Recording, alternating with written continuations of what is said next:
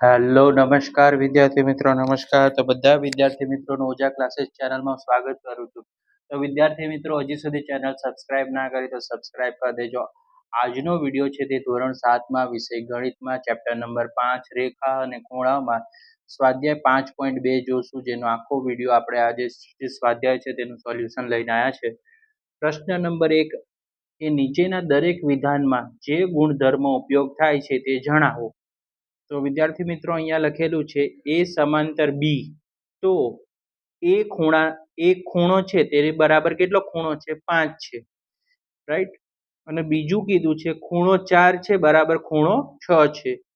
જો એ સમાંતર બી.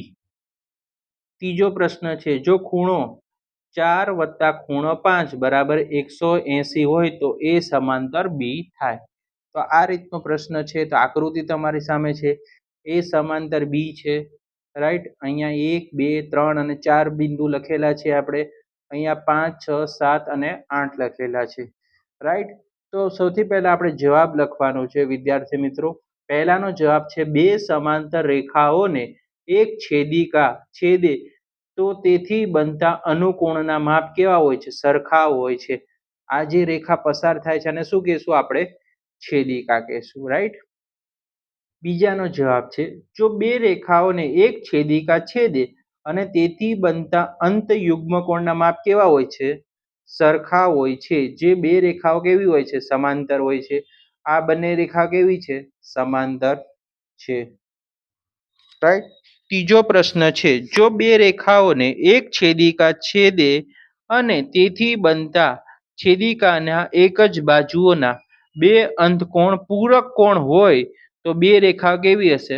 સમાંતર હોય છે, રાઈટ. આ રીતે તમારે પ્રશ્ન નંબર 1 નું સોલ્યુશન લખવાનું છે.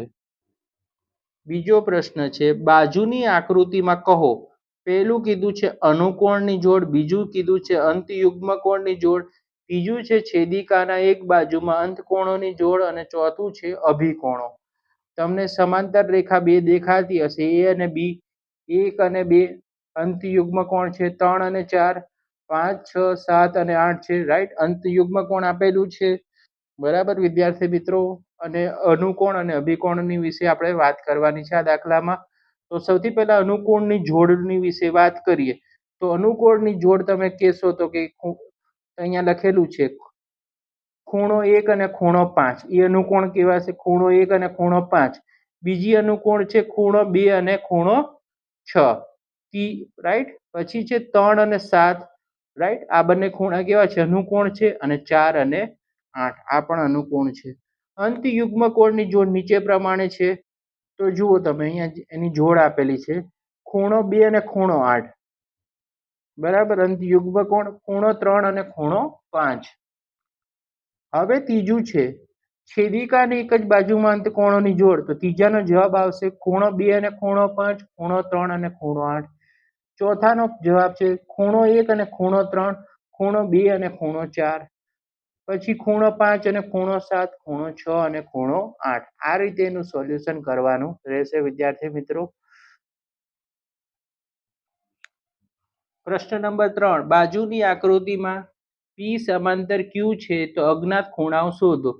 પી ક્યુ બિંદુ છે, અહીંયા છે તમારે બી, અહીંયા એ બિંદુ છે, અહીંયા બી બિંદુ છે, અહીંયા સી બિંદુ આપેલું છે, અહીંયા છે ડી બિંદુ છે, અહીંયા એફ બિંદુ આપેલું છે, 125 નો ખૂણો છે, અહીંયા ઈ બિંદુ આપ્યું છે, અહીંયા ટી બિંદુ આપેલું છે. આકૃતિ તમારી આ રીતની બને છે.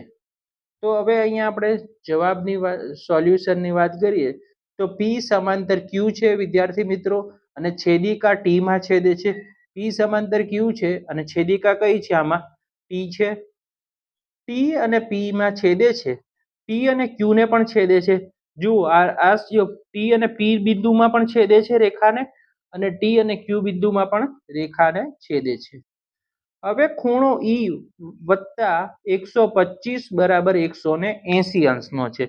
હવે જે ખૂણો ઈ છે એનું માપ કેટલું આપેલું છે? 125 અંશ છે. માટે ખૂણો ઈ બરાબર 180 માંથી 125 અંશ શું કરવાના? બાદ કરશું તો ઈ ખૂણો આપણને કેટલાનો મળે છે? 55 નો મળે છે. પરિણામ નંબર 1. ખૂણો ઈ અને ખૂણો એફ અભિકોણ છે. ખૂણો ઈ અને ખૂણો એફ કેવો છે વિદ્યાર્થી મિત્રો? અભિકોણ છે. એફ ના ખૂણાનું માપ કેટલું છે વિદ્યાર્થી મિત્રો? 55 થશે, રાઈટ. એફ નું માપ કેટલું થશે અહીંયા? 55 અંશ, રાઈટ. હવે એ અને ખૂણો ઈ અનુકોણ થશે, બરાબર. એ અને ઈ કેવો છે? અનુકોણ છે. એ ખૂણો બરાબર ઈ નું માપ કેટલું છે આપણે હમણાં જ અહીંયા શોધ્યું, 55 છે. પરિણામ નંબર 3. ખૂણો બી બરાબર કેટલો છે? 125 અંશનો છે. બાહ્ય યુગ્મ કોણ, આ જે ખૂણો બી છે એ 125 અંશનો છે વિદ્યાર્થી મિત્રો. તો આપણે લખી શકાય કે માટે ખૂણો બી વત્તા ખૂણો સી બરાબર કેટલો થાય? 180 થાય. બી અને સી નું માપ કેટલું થાય? 180. તો બી નું માપ આપણને આપેલું છે, કેટલું છે? 125 વત્તા ખૂણા સી નો સી લખવાનો 180. સી ને કરતા બનાવી દો. સી બરાબર ખૂણો સી બરાબર 180 આપણે અહીંયા લખ્યા વિદ્યાર્થી મિત્રો. 125 વત્તા હતા, જ્યારે નીચે આવે ત્યારે ઓછા થઈ જાય. તો 180 માંથી 125 અંશ બાદ કરો તો 55 અંશનો મળે. તો ખૂણો સી કેટલાનો મળ્યો આપણને? 55 અંશનો મળે. માટે લખવાનું ડી ખૂણો બરાબર બી. ડી અને બી કેવા છે? સમાંતર છે, બરાબર, સરખા છે. ખૂણા ડી નું માપ 125 અંશ છે. તો અહીંયા તમે 4 વિશે લખ્યું છે. ખૂણા એ નું માપ 55, બી નું 125, સી નું 55 નો ખૂણો છે. ડી 125 અંશનો છે, ઈ 55 અંશનો, ને એફ કેટલો છે? 55 અંશનો છે વિદ્યાર્થી મિત્રો. પ્રશ્ન નંબર 4. એલ સમાંતર એમ હોય તો નીચેની દરેક આકૃતિમાં એક્સ નું મૂલ્ય શોધો. એલ સમાંતર એમ રેખા છે, આ એક્સ બિંદુ છે, અહીંયા ટી છે, બરાબર. આને 110 નો છે. એલ સમાંતર રેખા એમ, તો ટી એ એલ સમાંતર એમ ની છેદિકા છે. ખૂણો એ બરાબર ખૂણો એક્સ. ખૂણો એ વત્તા 110 છે. એક્સ નું માપ કેટલું છે વિદ્યાર્થી મિત્રો? અહીંયા આપેલું છે 110. બરાબર કેટલું થાય? ત્રિકોણ આપણે ખબર છે કે સરવાળો કેટલો થાય? 180 થાય, રાઈટ. તો એ બરાબર 180 અંશમાંથી 110 બાદ કરો તો એનું માપ કેટલું મળ્યું? 70 અંશ મળી ગયું વિદ્યાર્થી મિત્રો. માટે એ ખૂણો બરાબર ખૂણો એક્સ, અને એક્સ નું માપ કેટલું થાય? જો એ 70 નો હોય તો એક્સ કેટલા માપનો થાય? ખૂણો એ પણ કેટલાનો થશે? 70 નો થશે વિદ્યાર્થી મિત્રો. હવે બીજી આકૃતિ આપેલી છે આમાં. એલ રેખા, એમ રેખા એ સમાંતર બી રેખા છે. તો આપણે લખવાનું કે એલ સમાંતર એમ છે તથા એ એલ સમાંતર, વિદ્યાર્થી મિત્રો આ એલ છે, સમાંતરની નિશાની એમ ની શું છે? છેદિકા છે. ઓકે. ખૂણો એક્સ અને 100 અંશનો છે, અનુકોણની જોડ છે, માટે ખૂણો એક્સ બરાબર 100. પ્રશ્ન નંબર 5. બાજુની આકૃતિમાં બંને ખૂણાની બાજુ કેવી છે વિદ્યાર્થી મિત્રો? સમાંતર છે. જો ખૂણો એબીસી બરાબર 70 છે તો ખૂણો ડીજીસી શોધો અને ખૂણો ડીઈએફ શોધો. તો તમે આકૃતિમાં જોશો તો વિદ્યાર્થી મિત્રો અહીંયા એબી રેખા છે, અહીંયા તમે જોશો તો ઈએફ રેખા છે, અને અહીંયા સી બિંદુ છે, અહીંયા ડી બિંદુ છે, અને અહીંયા જી છે. અને આ કેટલાનો ખૂણો છે? બી નો 70 નો અંશનો ખૂણો દોરેલો છે, બરાબર. તો આપેલી આકૃતિમાં બતાવ્યા પ્રમાણે ખૂણાની બાજુ કેવી છે? સમાંતર છે. એબી રેખા સમાંતર ઈડી રેખા, બીસી રેખા સમાંતર ઈએફ રેખા. એટલે આપણે કહી શકીએ કે એબી સમાંતર કેવું છે? ઈડી રેખા. બીસી સમાંતર કઈ રેખા થશે? ઈએફ રેખા છે, રાઈટ. એબી રેખા સમાંતર ઈડી રેખાની છેદિકા, છેદિકા કઈ થશે? બીસી રેખા થશે. તમે જોઈ શકો છો કે એબી રેખા છે એની સમાંતર ઈડી રેખા છે, તો તેની છેદિકા કઈ થશે? છેદિકા એટલે કે વચ્ચેથી કઈ રેખા પસાર થાય છે? બીસી રેખા, જે આપણે અહીંયા લખેલું છે. ખૂણો ડીજીસી બરાબર ખૂણો એબીસી. ખૂણો અહીંયા જુઓ ડીજીસી, તો અહીંયા કયો ખૂણો બનશે? એબીસી, બરાબર. હવે એબીસી નું માપ કેટલું છે? તો અહીંયા આપણે લખેલું છે એબીસી નું માપ છે ખૂણા 70 છે. તો હવે એબીસી 70 હોય તો ડીજીસી નું માપ પણ કેટલું થાય? 70 અંશ થશે. તો ડીઈએફ ના ખૂણાનું માપ પણ કેટલું થશે? ડીઈએફ એ પણ 70 થશે, રાઈટ. આ રીતે તમારે સોલ્યુશન કરવાનું છે. દાખલા નંબર 6. નીચેની આકૃતિમાં એલ અને એમ સમાંતર છે કે નહીં તે નક્કી કરો. તો વિદ્યાર્થી મિત્રો તમે અહીંયા જોઈ શકો છો, અહીંયા એન બિંદુ છે, અહીંયા એલ સમાંતર એમ રેખા છે, અહીંયા તમે ખૂણો જોઈ શકો છો જે 126 અંશનો છે, અને આ ખૂણો છે 44 અંશનો. તો 126 વત્તા 44 બરાબર 170 અંશ થશે. માટે તમે અહીંયા જોઈ શકો છો કે 170 સમાંતર નથી, બરાબર નથી. કોને? તો કે 180. 170 અને 180 કેવા થાય? સરખા થાય? ના થાય વિદ્યાર્થી મિત્રો, તો બરાબર નથી એવું લખવાનું છે આપણે. એલ અને એમ ની છેદિકાથી બનતા છેદિકાની એક જ બાજુના બે અંતકોણો કેવા છે? પૂરક કોણો નથી.